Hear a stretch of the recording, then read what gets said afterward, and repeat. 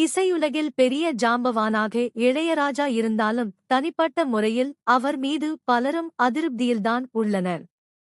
நடிகர்களின் கால் ஷீட்டுக்கு பதிலாக இவரை எதிர்பார்த்து காத்திருந்த காலமெல்லாம் உள்ளது. 80 மைனஸ்களில் கொடி கட்டி பறந்த இளையராஜா 90 மைனஸ்களில் இருக்கும் இடம் கூட தெரியாமல் போனார். இதற்கு முக்கிய காரணம் ஆர் ரகுமான். இவரைத் தாண்டி மக்கள் மனம் கவரும் இசையை கொடுத்ததுதான். இளையராஜா எப்பொழுதும் கர்வம் என்ற கிரீடத்தை சுமந்து கொண்டு இருப்பதால் அதுவே பலருக்கும் பிடிக்காமல் போனது. இயக்குனரோ அல்லது நடிகரோ அவரை நெருங்கி பேசவே அஞ்சினர்.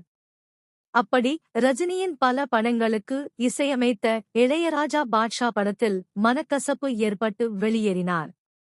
இவர் வெளியேறியதற்கு முக்கிய காரணம் ரஜினி இவரது சம்பளம் குறித்து பேசியதுதான்.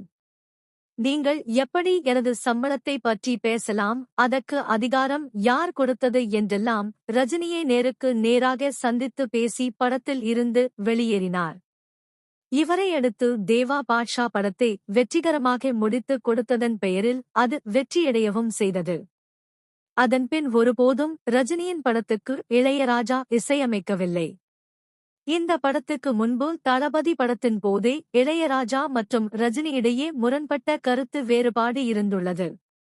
தளபதி படத்தில் ஆடியோ லாஞ்சில் கலந்து கொண்ட இளையராஜா எதுவும் பேசாமல் எனக்கு வேலை இருக்கிறது, நான் போகிறேன் என்று கூறிவிட்டு சென்றுள்ளார்.